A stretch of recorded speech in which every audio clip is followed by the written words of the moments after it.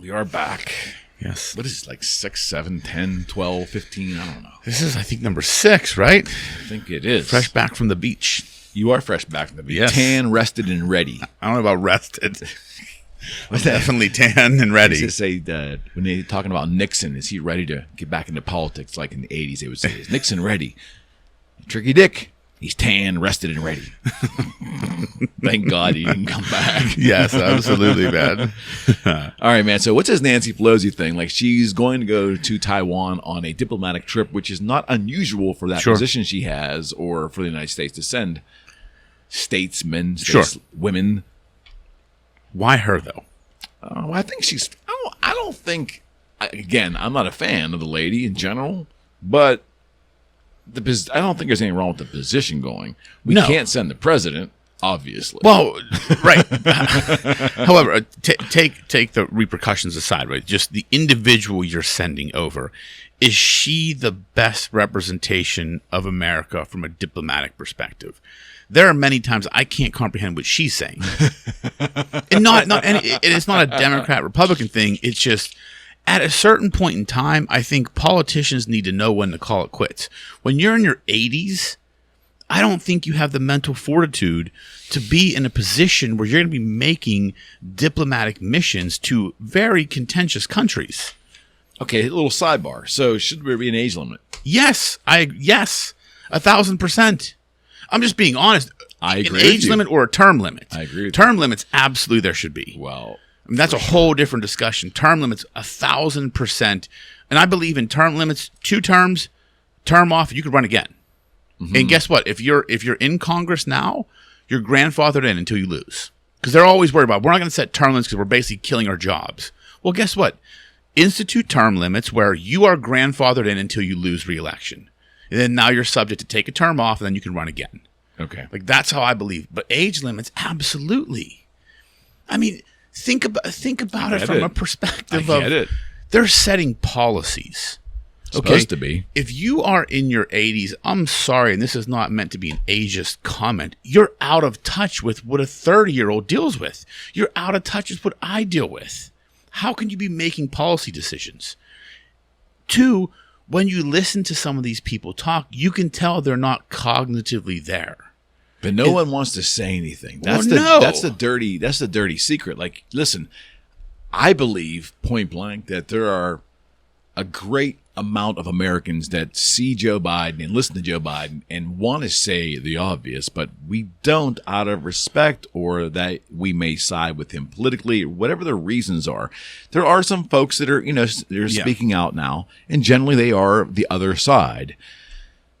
But it's obvious the man is compromised, and we have so many examples of it, and but we're not, for whatever reason, we're not permitted in this society, or it's frowned upon, to say anything. Right, because it's too woke now, and it'll offend somebody. It'll hurt somebody's feelings. Guess what? That is the person that's supposed to be leading the free world, who was put into office supposedly by the most people that ever voted for a president. In the history of this country, that man got more votes than any other president ever. That's what we're told. Right. So he should be called into question every single thing he does. When you take that office, that is the light you're in now. You're under a microscope. And the fact that we can't make those comments or have those conversations is very frustrating, in my opinion. Yeah, so back to the matter at hand. No. Sidebar is over. But very important sidebar, I might add, because it's going to be a continual problem for a long period of time until he either let's continue that sidebar, because I heard today some commentary where there are physicians that are either ex-presidential physicians or people luminaries in the medical community that are speaking out now, saying things like he's not going to make it through to 24. Not that he's going to be peril, but they're saying that there's going to be a precipice at some point where the powers that be within the, hopefully not just the Democratic Party, but a collection of the Congress folk or his cabinet, someone's going to take action. Yeah. Because in the unsettling part, Rocco, is if it's getting to that point where those kind of people are saying that, there must be something else going on. Yeah. Like there must be some other like severe backstory. Like is cabinet members seeing things maybe they're pretty frightening about his cognitive ability that we're just not seeing yet. I mean, I would assume so, but I mean, look at the stuff we are seeing, right? I mean, shaking hands with an invisible person, falling off a bike, falling up the stairs, like reading things that are on a teleprompter that any person with half a brain would know. If they've ever used a teleprompter before, you just don't say those words. It's parentheses, like, right? End quote. Repeat the line. Like, who? I mean, that just shows either you're a puppet. It's funny, but it's sad. It is sad, and again, like I've said numerous times before, like he is the president. I want to see him succeed. Certainly, he's running the country. Like, I Certainly. don't ever want to see.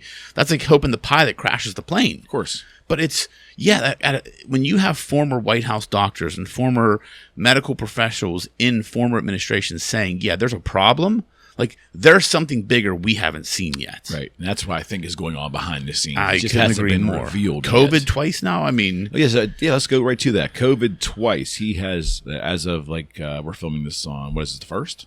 31st. We're 31st. Yeah. So he's now had COVID twice in the span of 2.5 weeks. Is that right? Yeah. Now, again. Is that possible? Like, how's that work? Well, this is the problem with the whole thing. It's like the testing, right? So he tested positive twice. So what does that even mean anymore, right? Like, I don't know. Like, if you're vaccinated a bunch of times and boosted a bunch of times and then test positive a bunch of times in a row, I'm not sure what to believe anymore. I'm not sure, like, what is it? Oh, agreed. 100%. I don't know what to agree. I don't know what to believe either. And what's really unsettling is, I did the whole vax thing. I wasn't anti-vax at all. I was skeptical though. Yeah, so sure. I did it out of weighing my options and also at the request of my family members. So Sure. I did it. My son, in really good health, wasn't sure he wanted to do it, but he was kind of forced to do it by being a student at a major university. Mm-hmm. And I will tell you, I won't get deeply into it, but I have not felt right since I've had it. Yeah. And I've had COVID after I've been vaccinated. Right. And I just have not really been myself since then. And it's, again, I'm not blaming the vaccine, but I'm saying, I'm looking for indications as to why I'm not quite right. Well, and that's the thing. Like, I know many people, most of the people I know that have contracted COVID in the past 15 months were all vaccinated people. Yeah. Like, every single one of the people I know that are in my close circle that have had COVID multiple times, it was all post-vaccination, which doesn't make sense to me. No, it doesn't make sense. And like I said, I don't have any answers. I'm just asking the questions, but certainly, I think the joke was my son and I will laugh. Like, his dad, you walked in to get that vaccine, you were feeling on top of the world. And then, like, you haven't felt right since. How's that work? I go, yeah, it's just, maybe it's a coincidence in my aspect. But back to Pelosi for a second. Yeah. So she's going on a trip to Asia, which I think is a rather standard trip. Sure. It includes a stop in Taiwan. Yeah. The Chinese government has gone ballistic. Yep. Not so much the Chinese government as the PLA, which I think is the People's Liberation Army. Yeah, I believe of Yeah, China. I think so. I think that arm of the military. Yeah. So you're hearing two different things. You're hearing some very stern words and warnings coming from the Chinese state government. Yeah. But you're also hearing inflamed commentary coming from this PLA. So I got to take everything. Yeah, I mean, I think they even threatened to shoot down the plane. I think the PLA did. Yeah. They said that they would be in their right to do it. Right. I take a lot of what China and Russia have done over the years as bluster. Sure. I do because, I hope so, because they're both sitting on nuclear arsenals. Yeah. But to the broader point, China and Russia now, we are in a ever more dangerous world now, certainly by what Russia has done, but also with this upcoming engagement, which is bound to happen. Mm-hmm. It's inevitable with Taiwan. The United States is in a funny position. There's a part of me that wants to say, don't take any shit from these countries. We need to stand up, peace through strength and all of that stuff. Yeah. But all of that goes out the window when there's a possibility that other countries don't value the human experience like we say we do in America. Mm-hmm. and we're all sitting on buttons and bombs that can wipe each other out. Yeah. So that's a game changer for me. I'm not real sure what the answer is. Yeah. And what's interesting, I think we're in this position now because we have a weak administration. I'm just going to call it like I see it. I think that's a big problem. Put Trump in there, whether you liked him or hated him. I don't think this would be going on if Trump was in there. I mean, Trump walked to the border of North Korea. I mean, it's just a different level. I think they see our administration as weak and playing to the woke and trying to, go to all these issues that in the grand scheme of world politics don't matter. And I think China and Russia see it as their opportunity to assert themselves as superpowers. That's what's happening, in my opinion. That's why Russia invaded Ukraine. That's why they're making all these comments about Taiwan. I think that conflict, like you said, is inevitable. It's going to happen. And that's the scary part. And to your point about the valuing the human experience, you're right. I mean, America's a different world. I mean, we live in the greatest country. And that's what frustrates me so bad when people talk shit on this country. Like, it is that go somewhere else. Like, I've been to Israel. I've been to India. I've been to Eastern Europe. I wouldn't want to live there. Not after living in America. And it's in war in and of itself. That's an economy, right? That's a whole separate economy. And that's why this shit happens. Because when you think about war in general, what is the point? Like, I mean, think about that, right? Like, what is the point? If Russia invading Ukraine, like, just take all the political and the geopolitical, issues aside. What's the point? To take over more land? For what? It's an economy. It's these defense companies and these weapons makers and these arms dealers are making money. It is a pure economy, in my opinion, because war is a senseless act. It is. Now, when you talk about Russia attacking Ukraine, or you would talk about China attacking Taiwan, that's the equivalent of us like attacking and taking over Canada or Mexico. Right. Should take over Canada, I feel like. I love Canada. But when you talk about a superpower, a global superpower attacking or getting into a confrontation with another global superpower, that's a game changer. And that's what my point was going. Like, I'm all, I want all peace through strength, and we shouldn't back down. And we also need to come to the table and China makes all these threats. We need to say, hey, if you do these things, we are going to do this.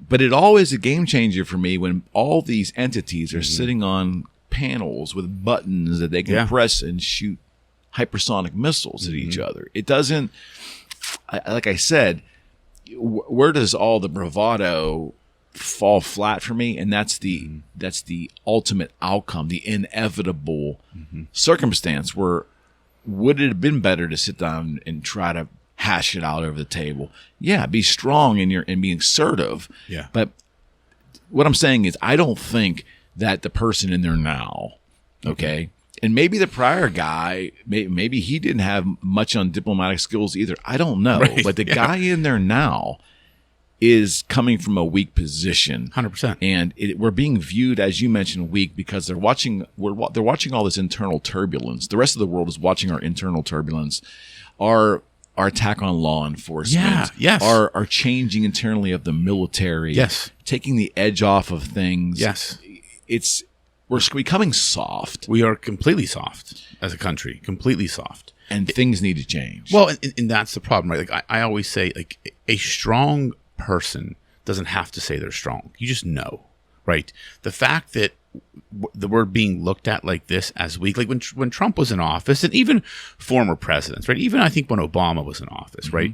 People knew Clinton for sure. Yeah, Clinton. Like you knew not to fuck with America. Like we didn't have to say it. You just knew. Bush, Clinton, all of them. Right. And now we're at a position where it's like the party in power has gone so far rogue and has just focused on such issues that in the grand scheme of the geopolitical atmosphere make no fucking sense. Like that's why we are in the position we're in. Well, it's interesting that our domestic social policies and movements and concerns are somehow now affecting our geopolitical politics because it's how we're being perceived. Right. Well, I mean, and that's what would frustrate me about the Ukraine thing, right? So people were all about this, we stand with Ukraine, but people don't understand, like, the policies we are trying to implement, the LGBTQ and equality and, marital rights, they don't agree with that shit in Ukraine. But yet all these people over here that are for those issues are, we stand with Ukraine. So no one's doing the deeper level thinking to understand, what am I really for? Because if I'm for this country that is against what I stand for in America, explain that logic to me. We've been in bed with the Arab countries forever. That's what I mean. And they really deep down want to wipe us off the face of the planet. Correct. And that's what I mean. And then and that's the problem with America right now.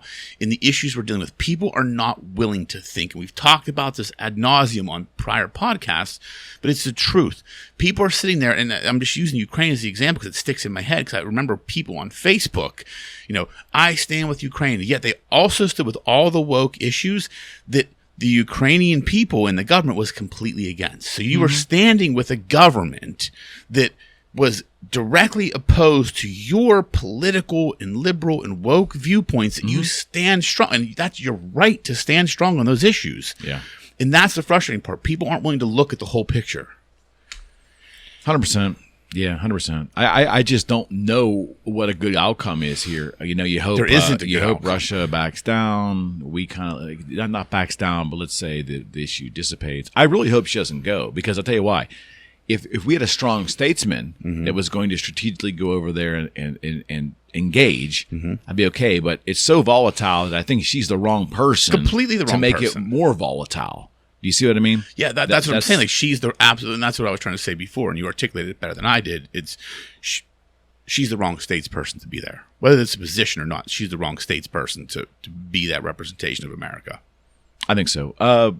So apparently we're now in a recession. Are we?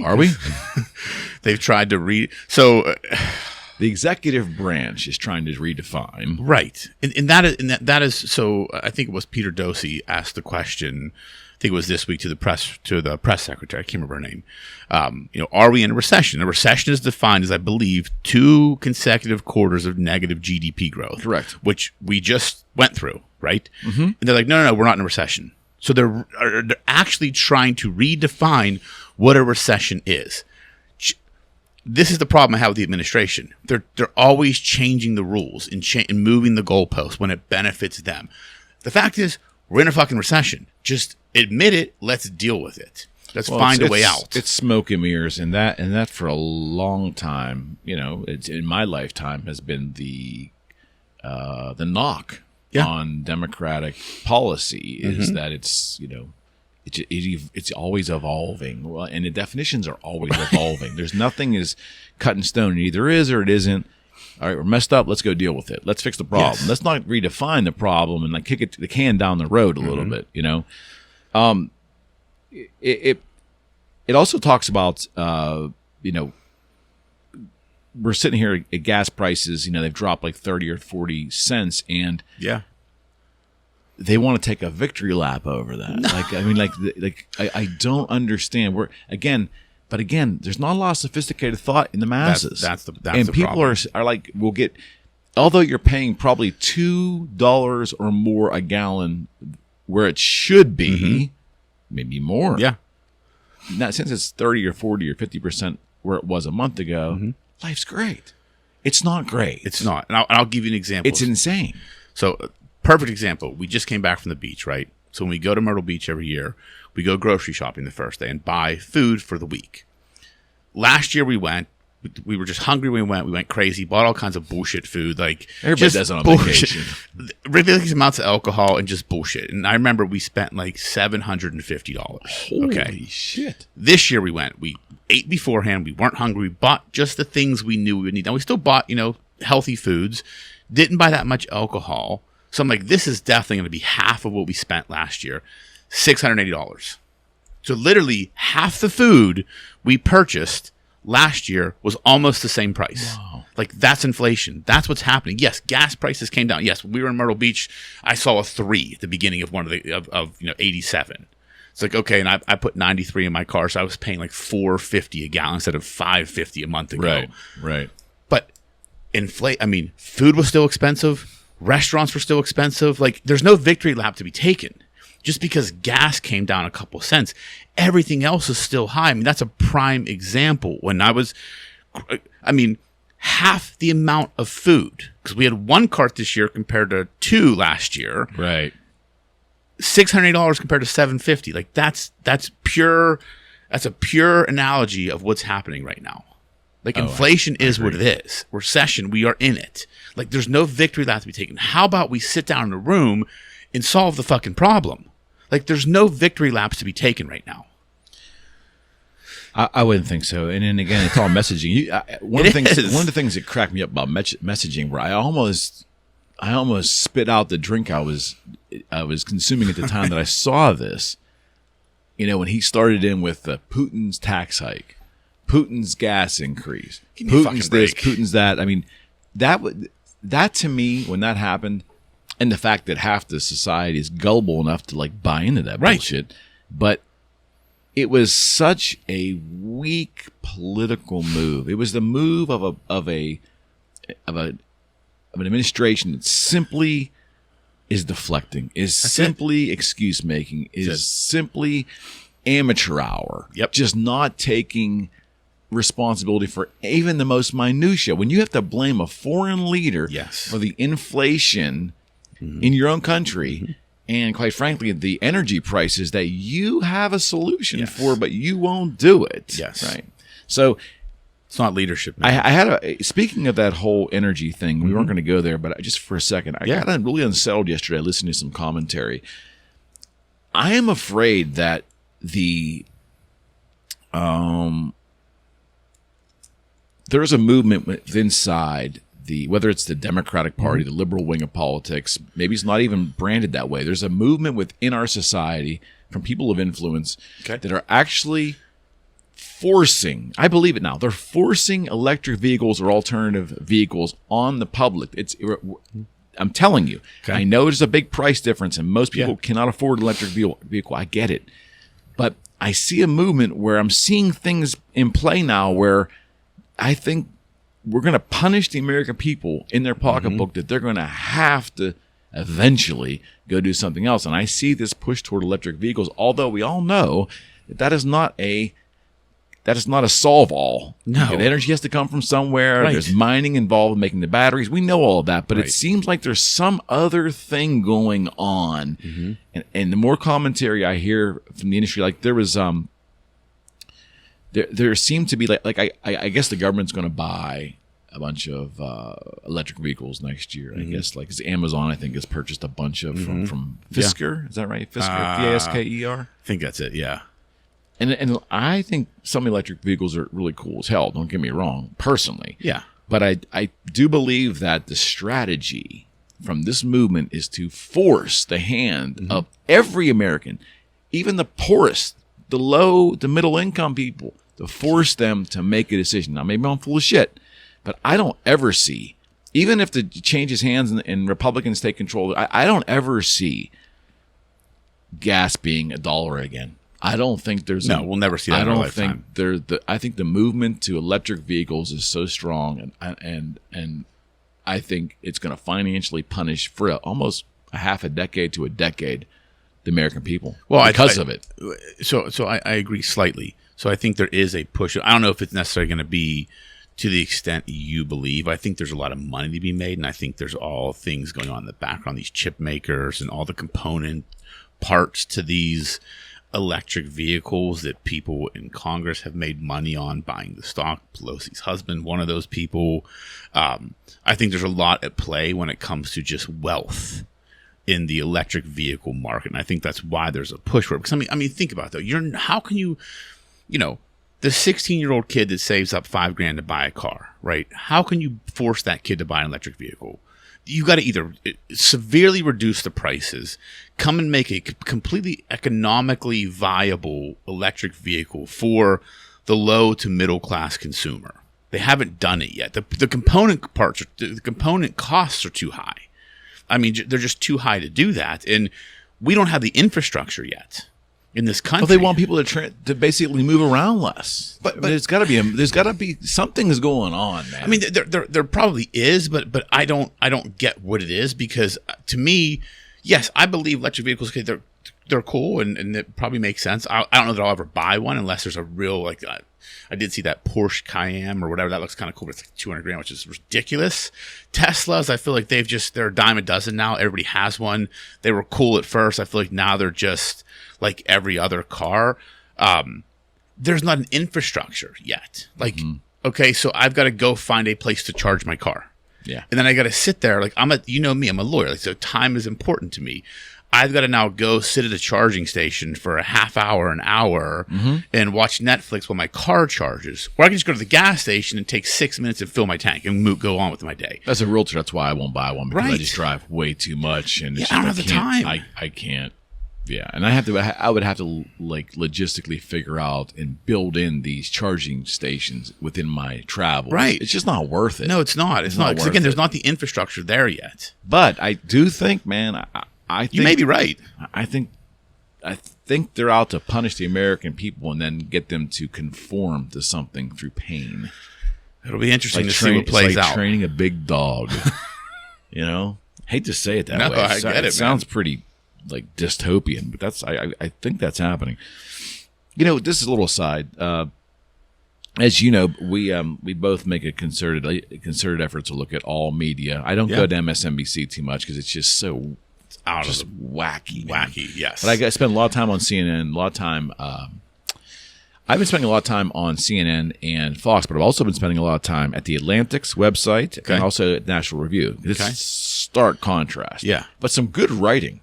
But what I just noticed, like at one of the CNN, articles I was at, which when I saw it, wanted me to make a note and mention it to you. Yeah. But it could be easily Fox or the Atlantic or the National Review.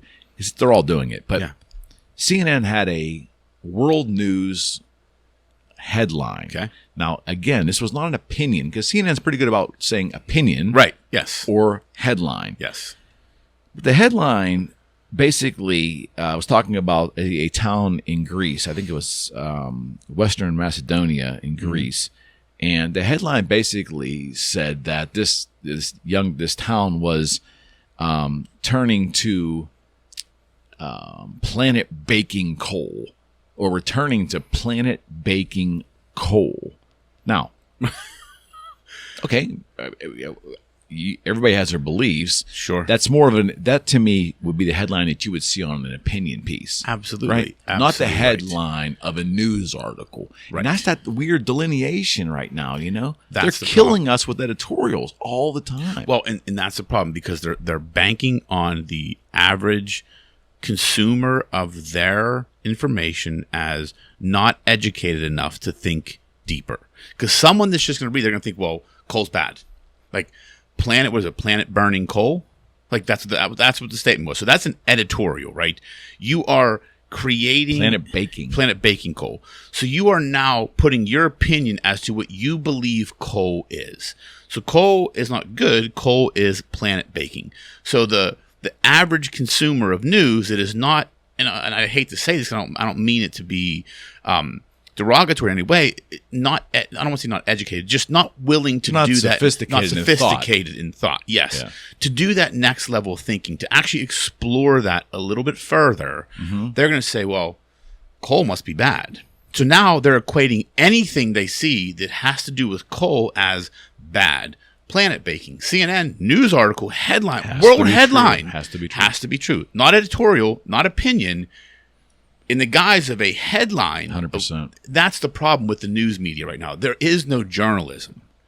It's sensationalism. That's what CNN, even Fox, they all do it 100%. Because it sells ads. 100%. And the editorial, they've editorialized the headlines. Yes. And that is just bad news there. I mean, and I'm okay with opinion pieces if you state opinion or analysis. Right. Yeah, that, I think Fox uses opinion and CNN uses the term analysis, but it's the same thing. Right, exactly. At least I know it's one writer's opinion. Exactly. I'm good with that. One person's thoughts. I'm good with that. I'm cool. good with that. Yeah, that's a little bit pain in my ass. That's bullshit. So Manchin, He caved as a fiscal responsibly senator. He caved and has signed on to an amended version of Build Back Better, which was crafted by Schumer and Biden. It's an amended version of it, but he really did something, and I don't know for a fact, and we probably should have had this information. I just don't have it at my fingertips, but there had to be a reason he caved, and I'm probably going to guess if you drill down, you will find in that bill some kind of benefits, unique spending benefit in West Virginia, which I guess it's not how our founding fathers wanted Congress to run, but that is the essence of politics. You're out there fighting for your state and getting money. Okay, I think a piece of it too was one, the amount of the bill came down significantly, the spending amount. I think, if I remember reading correctly, there's a component of tax that'll recoup the cost of the bill. I think I can't remember. In theory, right? It's always in theory, but I can't remember if the cost of the bill was like 400 or 500 billion. But there was also these tax increases that would recoup 700 billion. So I think there was some play there. And again, I think, not to bash Manchin, I think he's going to be fighting for re-election.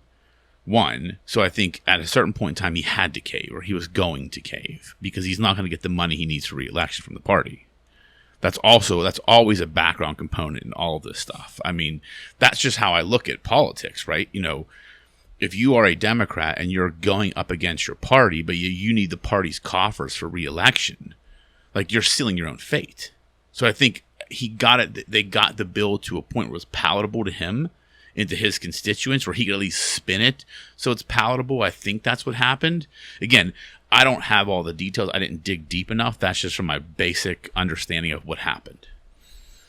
I could be completely wrong. So we're in a recession, and I am the furthest thing from an economist, but I just can't see how the concept of spending our way out of a recession, how that makes any sense. It never makes sense. And that's what I never understood.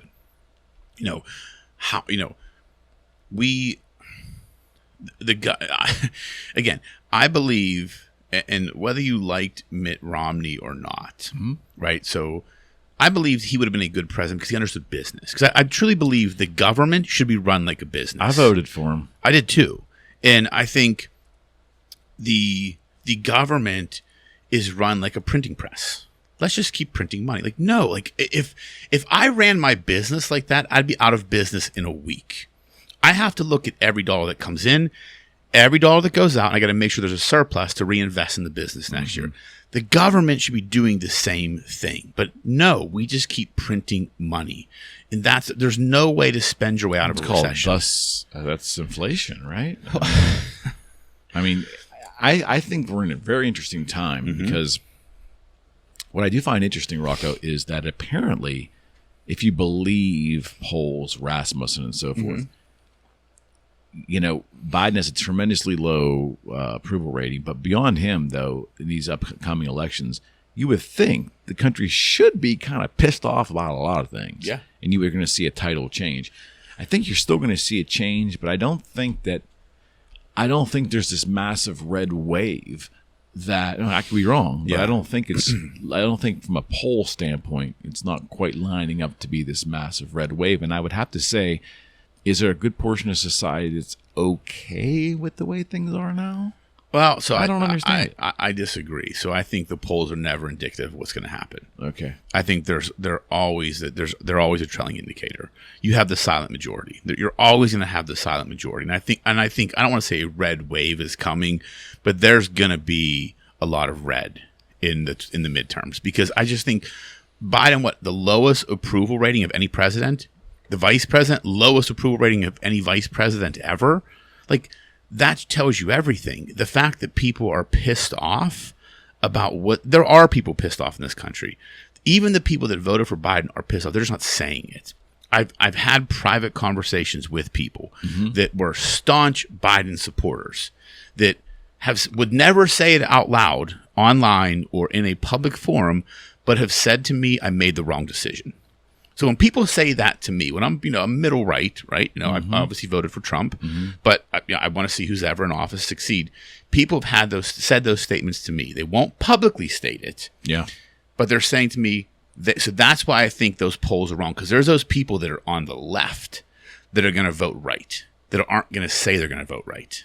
That's the part that's being undercounted. I would think that would only make logical sense, because you know, you look at society and you can see, you know, decisions that are working, decisions that aren't working, how things are falling, how things are landing. I'm not seeing any policies in the past year or so that are landing well with anybody. No, take the average American. Here's what the average American's perspective is. 2020, I was paying $2 a gallon and food costs X. It's 2022. I'm paying 3 times the amount in gas and almost twice to 3 times the amount for the cost of food. That's what the average American is seeing. They're not digging into the political policies. They're looking at what's impacting their family, what's impacting their pocketbook. The people that are on the left that voted blue are not going to say they're going to vote red, but they're pissed off just as much as everybody else because that's what they see. Mm-hmm. Or they won't vote. Or they won't vote, or they'll just say, fuck it, I'm not going to vote. I'm not going to vote red, but I'm not going to vote blue either. Like, that's what will happen. But I think that's what the average American's perception is right now. And it's just not being translated to the polls. We're going to see. Yeah. We're going to see. Make a bet on it. Might be right. I usually am, man. I'm totally kidding. Confidence. Confidence. It's a beautiful exactly. thing. You have that confidence when you first come back from vacation. Isn't that the way it works? Yeah, always, man. Always. You're rested, although I'm not. Tan, rested, and ready. Right, exactly. That's your new phrase now, buddy. Yes. I want to talk a little bit about mass shootings. We had another one here in the last couple of days, last day actually, from the time of this filming in Orlando. 7, no deaths at the moment, I believe, but 7 are hospitalized. What's going on in America where, you know, mass shootings are like a thing and have been the last couple of years in volume? Where do you want to start? Start where you want. You know, people are going to say it's gun control. It's not. I don't believe that's the case, right? Guns have always been around. Guns are always going to be around. If you're a criminal, you're a criminal. I think a couple things. One, we've gotten soft on crime. I mean, think about it. Think about how soft we've gotten on crime. 2, the video game generation, right? These people grew up with these violent video games, and now they think this is their way to stardom. This is their way to infamy. That I can create this mass shooting and I'll go down in history as one of these mass shooters. I think people are demented, and there's criminals. Like the people that commit these mass shootings, they're criminals, right? Taking away guns from law-abiding citizens are not going to make people that are criminals say, you know what, I'm not going to be a criminal now. I can't go buy a gun legally. I'm just not going to commit crimes. If you want to commit a crime, you're going to commit a fucking crime. And that's what frustrates me so bad about the gun control debate. Yes, there should be checks and balances. There should be gates you have to go through and certain information you need to get a gun. Okay, I agree with that. I'm not saying that I should be able to walk in the dick saying walk out of there with a handgun. No, that's not what I'm saying. But I think there's a bigger problem. I think the main issue right now is we've gotten soft on crime. I think an article I just read yesterday or the day before, I want to say it was either New York or LA. The DA was so soft on crime, let out a guy twice that was charged with aggravated assault. When he was let out the second time, he ended up killing somebody. So you let this person out that was in custody twice for aggravated assault. That's a pretty brutal crime. Lets him out the last time, then they go and kill somebody. Like, how is that right? Like, we need to be tough on crime. Like, that's the problem in this country right now. We are getting to a place where people just think they can do what the fuck they want. I'm right there with you. So the idea of not having guns in society and creating a kinder, gentler society, it's a great utopian thought. It's not going to happen. But it's not practical. There's guns are in the Constitution, baked into the way we're living, and there's more guns in society than there are human beings. Look at the guy that had the gun that stopped the mass shooting 2 weeks ago, right? Right. He was a law-abiding citizen that was carrying a licensed firearm, stopped the mass shooting. Mm-hmm. Like that's, and I heard this video on I think it was on YouTube or somewhere. They was talking about like, okay, what happens when you take away the guns from everybody? Then you have the criminal that comes in and robs the bank and shoots it up. How about let's flip it? Let's say, let's give all law-abiding citizens a gun to carry. And that person comes into the bank to rob it and points his gun, and now you have 20 people pointing their gun at him. That's how we stop crime. You arm the citizens in a certain way. Mm-hmm. And that happened, and that guy was carrying a licensed, legal firearm, stopped a mass shooting because he acted. Like, you can't take away guns from citizens. You just can't. Well, the government can't. Look, if the government wanted to do that tomorrow, if Crazy Joe, and got somehow passed legislation that all guns were illegal tomorrow, it's probably the one law that you would try to enact in this country that you would have no chance of enforcing. It would never happen. Even if the citizens were capitulating to a great degree, it doesn't matter. Yeah. There's so many, it's already baked in. Yeah, exactly.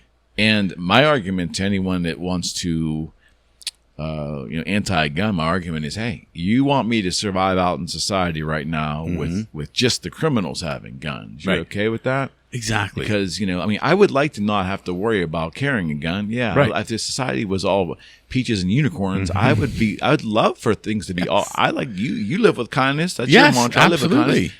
Absolutely right. Give everybody the benefit of the doubt. But that's not Criminals are criminals. That's not reality. Right. And we're seeing it play out. And it's again, every time there's a mass shooting, a politician, within a minute of it happening, somewhere in this country will find a microphone and they will go after the gun. That's exactly right. It's rarely ever from a political standpoint, an elected official standpoint, it's never about the condition of the society, the sickness in our culture, or the lack of mental health, or the lack of mechanisms in place to check on mentally deranged people, or for people to be encouraged to report mentally deranged behaviors, things like that. Never that. No, it's never. We blame the inanimate object. Right. And this is, and people say, well, that's how liberals think. Well, it's not. It isn't just a liberal. No, it's not.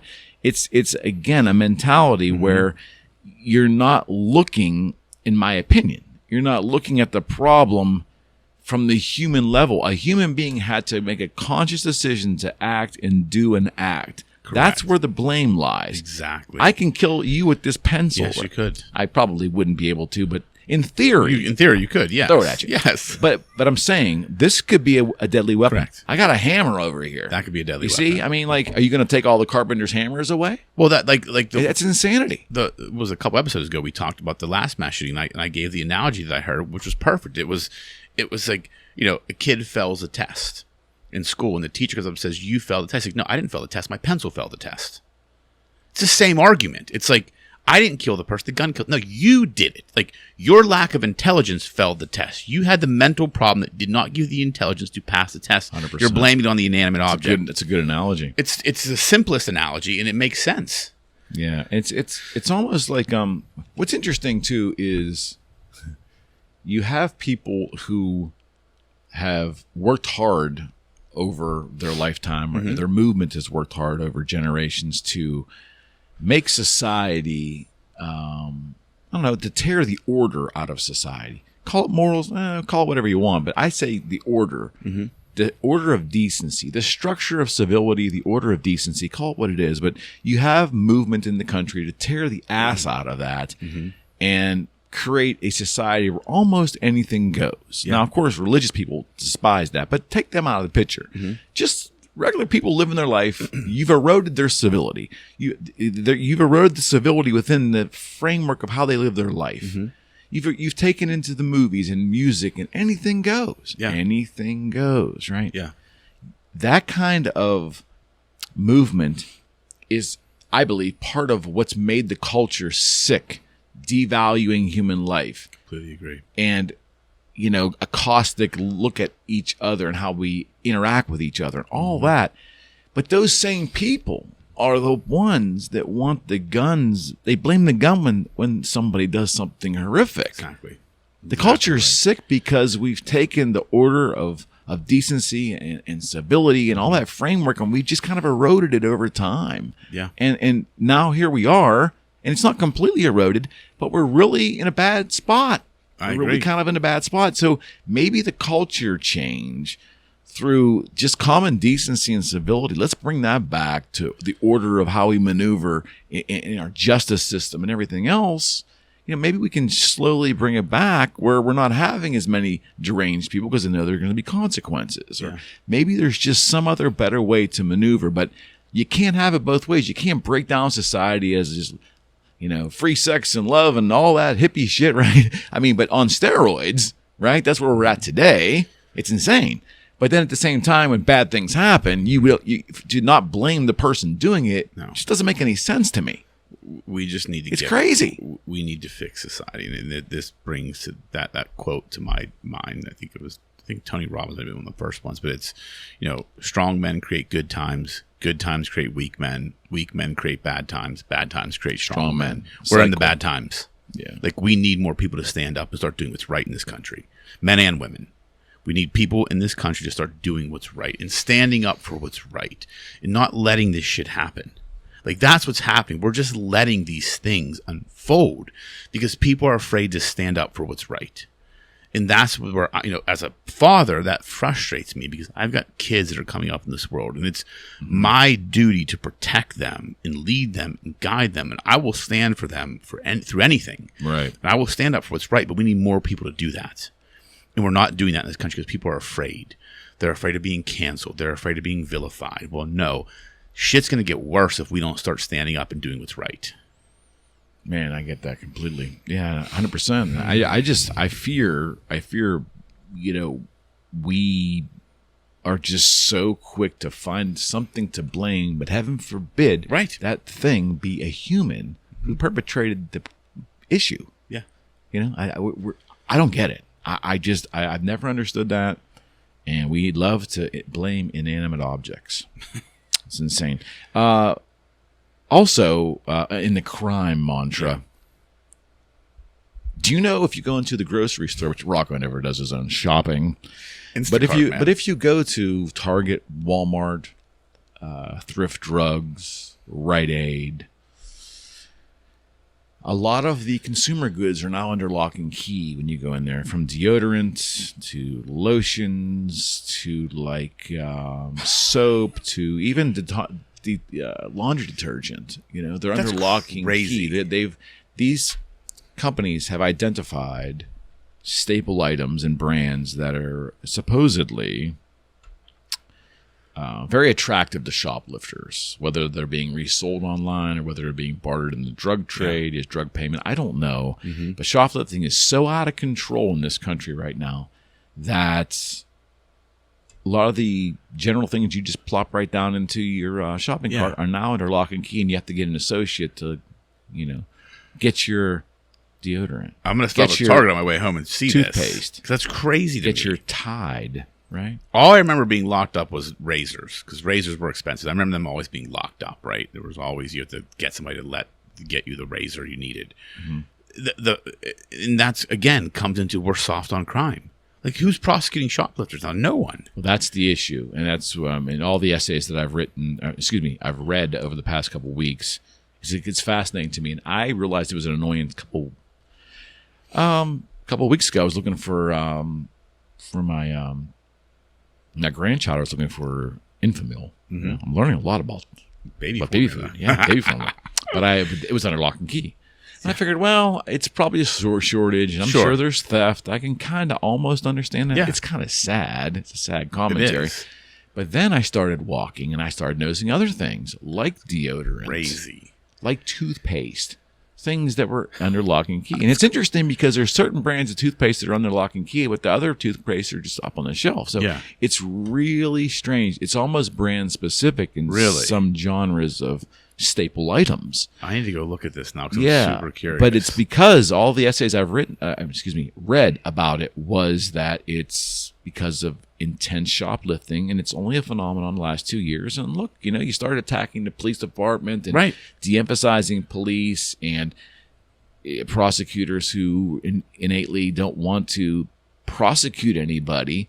You have an element of people that feel they can just, especially shoplifting, right? It's a lower level crime. Generally, they figure they can just, this is like nothing. Just get away with it because no one's going to, even the companies I remember in 2020 and 2021, I don't know what it's like at today, but there were stories of companies just not even stopping or questioning anyone who was just taking. I mean, Home Depot had a weird policy in 2020 for a while there. I mean, people were just getting away with just taking stuff. They don't want to be confrontational. I was in Lowe's or Home Depot, and I even went. I saw a gentleman just take a bunch of stuff, and I said, "Hey, you know, I think a guy's just like ripping you blind here." Like, yeah, we know we can't do anything about it. You know, I said, well, you can't do anything about it. Yeah. He goes, well, that's our policy, and I'm like, oh, that's interesting. Corporate policy for the fear of being canceled. Because if you get the wrong person, and that's the problem, right? We're letting. But it was a guy whiter than me. No, but stealing from them. Right, but what I'm saying is, nuts. we have DAs letting out criminals of crimes that have victims, right? So these are victimless crimes, right? Shoplifting is what they consider a victimless crime. Okay. So they're just like, well, why the fuck? They're not going to waste time prosecuting that. Even these stores, like you said, like they don't want confrontation. They don't want their associates to confront somebody. So they're just letting this shit happen. I remember as a kid, how do their insurance companies deal with that? That's what I don't get. Like, that's what, and that's actually a good point. Like, I actually want to look into that. I'm sure this has had to change some, right? Yeah, because there's got to be some level of insurance that is, you know, if you're letting this happen, those can't be insurable losses if you're letting it happen. But I'm really curious about that now because these companies got to be waking up. I mean, there's indications that woke culture is finally corporations are finally starting to awaken from the woke mentality, right? Yeah, because they're going broke. I mean, this is one of the reasons. I mean, people if they're shoplifting that much shit, it's not a hard concept to figure out. You know? I mean, the fact that we're locking up deodorant, like that blows my mind. That is even a thing because again, like I can't. I'm not a criminal, obviously, so shoplifting would never even cross my mind. But then people are just doing it like that much where they have to lock up my speed stick? Are you shitting me? Like, I don't use speed stick, but that's the first one that came to mind. We got to start locking some people up. We have to start enforcing the law. Thank you. I'm a fucking lawyer. It's a deterrence. Yes, exactly. Like laws are in place for a reason. They give order to society. That is the whole point of a legal system. Yeah. That is the whole point why I went to law school. My professor in law school gave this amazing speech, one of the last classes I had, and it was inspiring. He said, as lawyers, we are the gatekeepers of society. Of course. We enforce the rules. Mm-hmm. We enforce order, us along with the police force. Now, like, no one gives a fuck. Yeah. Do what you want. Steal your deodorant. Steal your toothpaste. Who gives a shit? Yeah, something's definitely got to change. What the fuck? No doubt. Anyways, let's on to something funny here to wrap this up. My good friend and Pittsburgh comedian Mike Zydel had an interesting post. Mike went on to say that he's reporting that a man has left his poop-filled pants in a Cohen's Convenience Mart in Greenfield. Okay. It actually happened, and it's all over social media. Mike Zydel. Well, listen, man. Poop-filled pants. Left in Cohen's Convenient Mart. Well, I used to own tanning salons, and people would leave poop-filled underwear in the tanning rooms. Not even joking, man. Not even joking. Now, we owned 3 salons at one time, and one of them was in the Bloomfield area, and it tended to happen in that area. But people would literally go into the room, get undressed, get their lotion on, and feel like they have to take a shit, apparently, and would just go in the garbage can. In the garbage can, man. Not even joking. Like, the first time one of our employees called us and told us this, I thought they were playing a prank on us. Then it happened multiple times. I'm assuming it wasn't the same person because it was different days, different times. This was a real thing. So did you put a sign up that says no pooping in the waste paper basket? Our manager actually did. Please do not go to the bathroom in the trash cans. Please put your clothes back on and use the restroom. So you go to the bathroom in the trash can, and then you leave. Stay quickly. You don't stay in there and get your tan on. Yeah, they get their tan. They get their tan. I'm hoping the pooping was done before they left. I mean, they didn't sit in there the whole time. No. They would literally, what we think would happen was it would happen before they got in the bed because they put their lotion on. They didn't want to get dressed again and then go take a shit and then come back because there's on a timer. I can't take it. I mean, this is society, man. I can't take it. And this was like 10 years ago. All right, partner. We'll see you in 2 weeks. Yes. All right. We're out. Good luck out there.